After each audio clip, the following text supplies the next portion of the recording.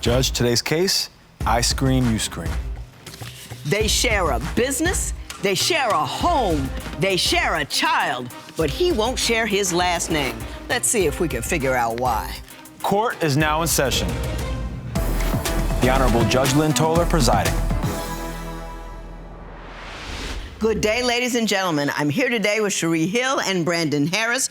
Ms. Hill and Mr. Harris, the two of you have been together for 9 years. You have one child together. Ms. Hill, I'm going to start with you. Why don't you tell me a little bit about your relationship and why you're here in divorce court today? Well, Judge, I'm here because I've been with this man for 9 years. I love him dearly. I'm trying to lock it down, though. I'm trying to change my last name to his and get some ice on this finger. And the only ice he wants to give me is ice cream, Judge. Okay? Y'all own an ice cream truck, right? Yes, yeah, we have our own business. We have our own ice cream truck business. 6 years ago, he gave me a promise ring, which is nice, but I'm trying to get an engagement ring. One day I wake up and I start getting all these congratulations. So I'm like, what's this for? You know, people congratulate me on an engagement. I'm like, well, when did this happen? I'm like, babe, did you know about this? He's like, yeah. I'm like, well, when did we get engaged? Oh, babe, you know, we've been engaged. I'm like, no, I would remember this. That's a big deal. Yeah. Right, that's something that a woman would remember. So I'm feeling robbed from an engagement. Now, Mr. Harris, how did you two get engaged without her knowledge? It was not like that, all right? I was speaking to a family member, maybe a couple of friends about, you know, I'm thinking like, yeah, she's the one, we've been together for a while, and I think I want to get engaged, and, you know, we want to get married. Well, you know, they decided, of course, to make it their business to put it out there for everybody else. So they jumped the gun on it, and, you know, it just got really misconstrued. Yeah, and it got out in front of you. Yeah, it got out in front of me, it was a little out of hand. You know, but you got to give him credit. He was expressing some very good intentions. You know, that he was telling his people that he thinks you're the one. I understand that, but when we're sitting at the dinner table and we're all like, yeah, Harris gang, you know, because that everyone has the same last name, they're like, huh, except for you. You know, the kids are like, huh, except for you, Mom, you know. It makes me feel some type of way. I want to be a part of the group, and they let me know that my last name is not the same. I totally understand. Right. Now, let me...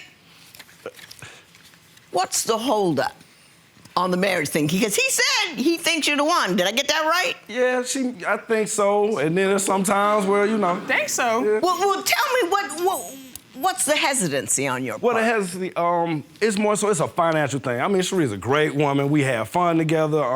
You know, family and everybody loves her. But financially, sometimes, you know, I'm a man, I'm a provider, but being that we, you know, we have our own business or whatever, I like to think too, and, you know, three steps ahead of things. Right. Make sure we have a plan together and stuff. Whereas, you know, with Shree, it's just like, she really don't.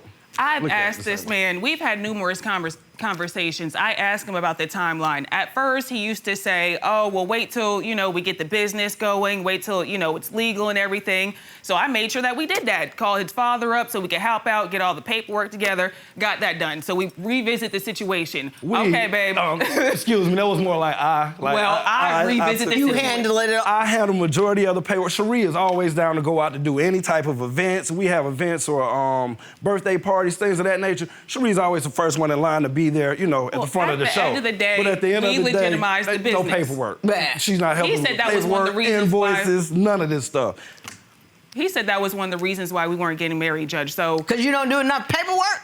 Because it wasn't legal yet. Yeah, that was one of the reasons. So I made sure that we went ahead and legalized and everything. So I asked him, okay, well, what about, you know, getting married? So now he's saying that I recently was diagnosed with lupus. And so it can take a toll. Sometimes it was hard to get insurance. Insurance was hard.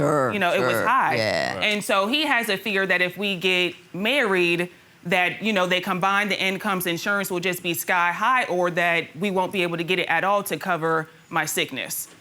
But I feel like that's just another excuse. But you already have insurance. Exactly. And when we get married... So what is your real fear? No, I mean, that's part of it too. Just insurance is one part, but overall it's just about being able to make sure that we can continue to provide for the business, make sure we have something to leave the children behind, and to make sure that, you know, we... Well, you made a baby.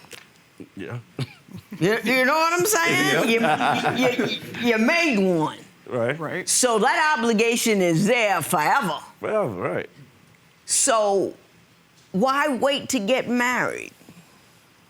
At this point, like I said, when we made this agreement 5 or 6 years ago, when I talked about it and the family put it out there beforehand, we were going through a lot. We were trying to, get stable, get ourselves credit together, things like that. And those are things I think are very important when it comes time to get married. We're gonna get married, I wanna have this stuff in order. I know how many women would wanna marry a broke man? So she's just not bringing in enough money. You're already committed to her forever. You know what I mean? If you separate, you're still gonna have to pay her child support.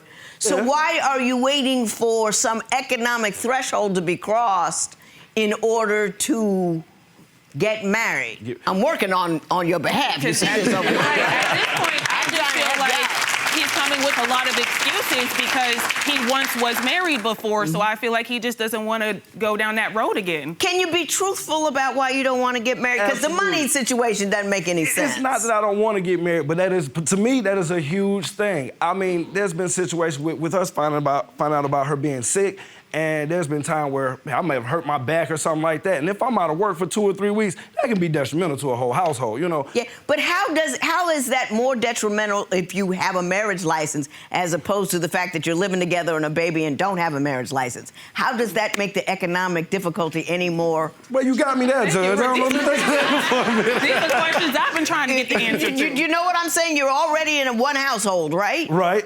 So how would a marriage license make that economic difficulty more dire? I feel like it would with everything that's going on. Well, you know you're wrong. So let's just leave that alone. Let's stop talking about things that don't make sense. We got into an argument, and guess what? I never did finish that night. Once I was able to shake him, I finished in 3 hours. And he said, "That's because I helped you."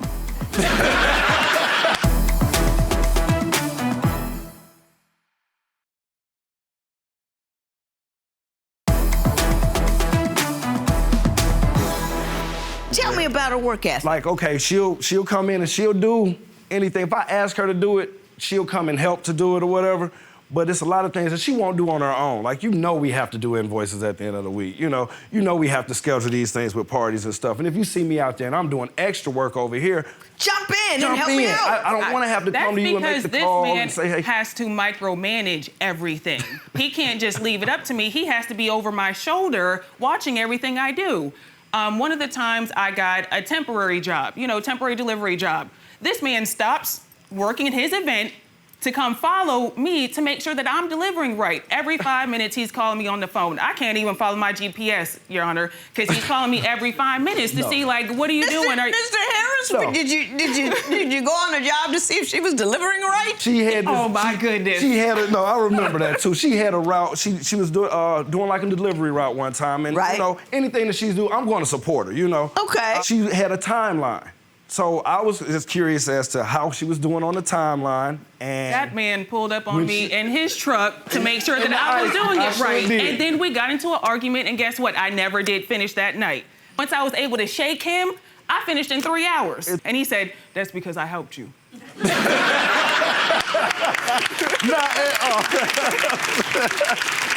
And there are a lot of things that she's good at. She is, it's yang to my yang a lot of times, but it's certain things when it comes to mainly the business. And when it comes to the business, I know I can be, I'm be a little anal about it, and I want to make sure things are done correctly, but there'll be times when she'll just, other things, if I don't say anything to her, she doesn't just go and take care of it by herself. Yeah. Are you not proactive about the things that need to happen in the business that puts him in a position of having to monitor how everything goes? Think about it. No.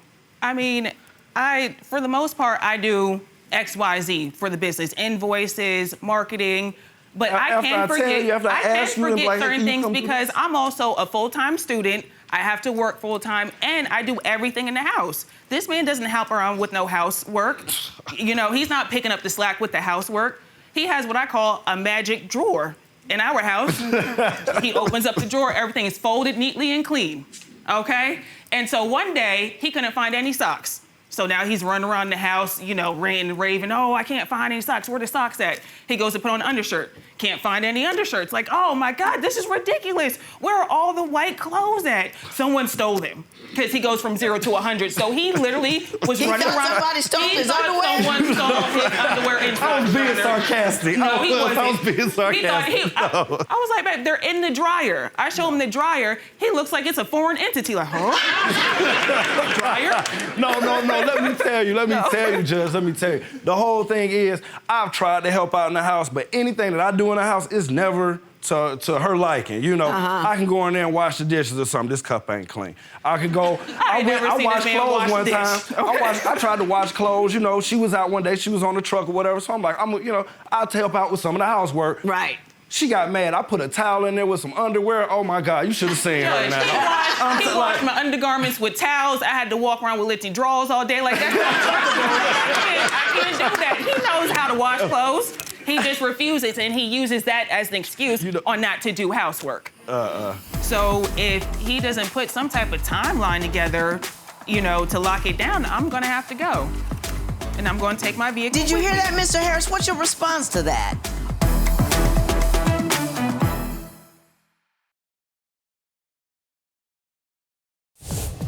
If you would like your case to be heard on divorce court, call us toll-free at 1-877-311-2222 or log on to our website at divorcecourt.com. Missed a show? Watch full episodes on our streaming platforms, and for exclusive content, go to Apple TV.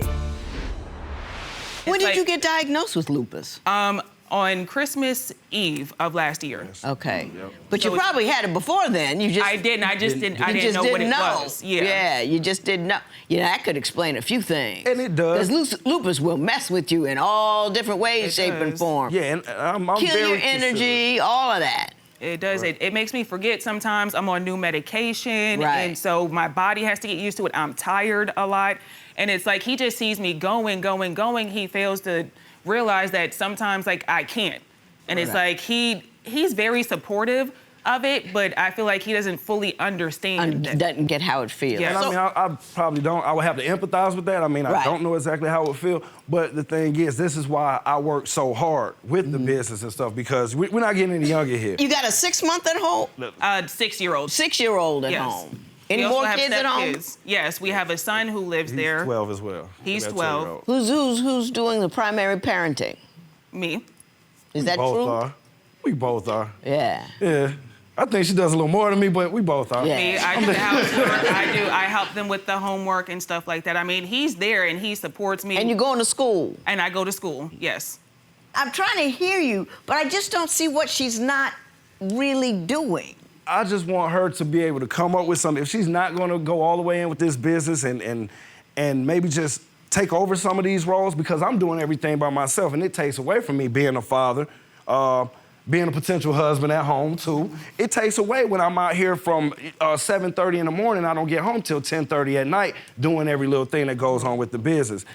So she needs to take on more of the business, even though she's the primary caregiver at home and does the cooking and the cleaning and going to school and got lupus, but you need help with the accounts? No, we share with the house. I mean, with the kids, we share a lot more. I may not do as much of the housework because she'll complain about that, but we share. I take part in the cooking. I take the kids, to baseball practice, to the games. Just recently, since he found out that he has celiac disease and he cannot eat gluten, just recently he started cooking, and that's because he can't eat out anymore. And so he has to. And so, and that's not even like he's cooking all the time. I think he's made like 3 meals. She'll cook more so for me. But when it comes to the kids, I take more part, with them, with the kids. Yeah, I got you. He's a good father.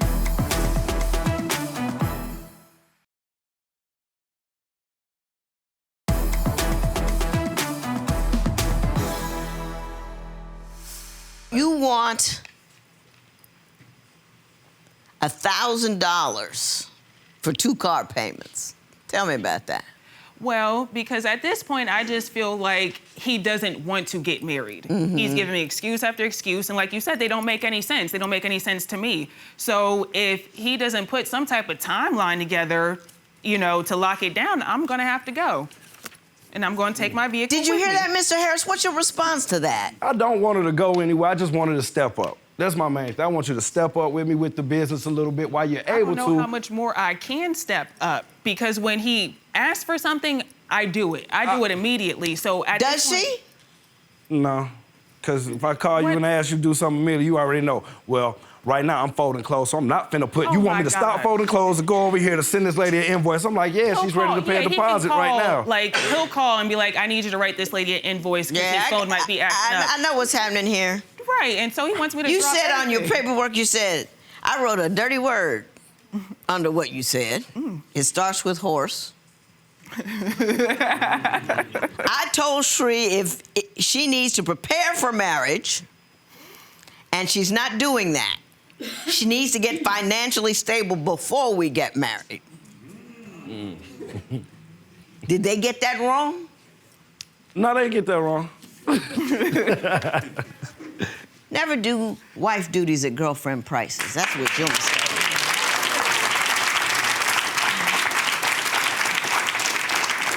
First meal I ever cooked my husband was a week after we were married. First meal. I didn't clean nothing of his. I didn't pick up nothing of his. I didn't do nothing. Yeah, he wanted to marry, you know what I mean? You're not giving me a ring and some security. Clean your own stuff. I ain't got time for that. I got things to do. You don't think I'm good enough? You think I'm good enough to share your body? You think I'm good enough to have your baby? You think I'm good enough that he can trust you with his clothes and his business, but he can't give you his last name? Mr. Harris. That is a ridiculous thing. You're already 100% into it, financially, emotionally, and familially tied to one another, 100%. All you're doing is not giving her that sense of security. That's all you're doing, and it's not fair. She's giving you everything she's got. At no time will she be perfect. At no time will she do everything just the way you like it.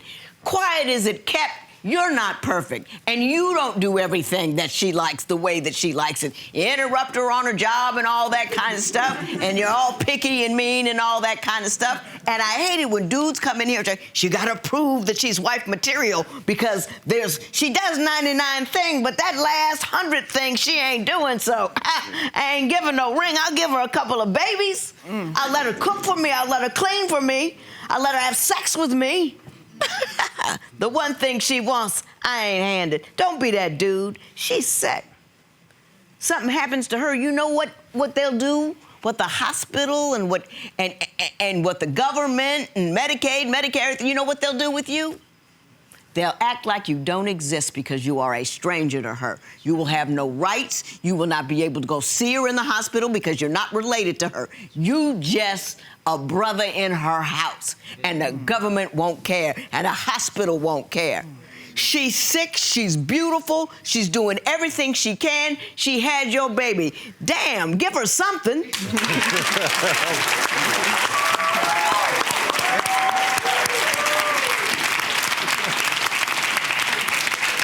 I ain't giving you no money because you're not going anywhere. You are so invested and committed, it's over, and he knows you're invested and committed and not going anywhere. But love her enough to give her some security. Love her enough for that. You're in it for the long haul. You ain't going nowhere. Give her a ring. Right. I did my best. Thank you, Judge. There will be no recovery in this matter. It is over.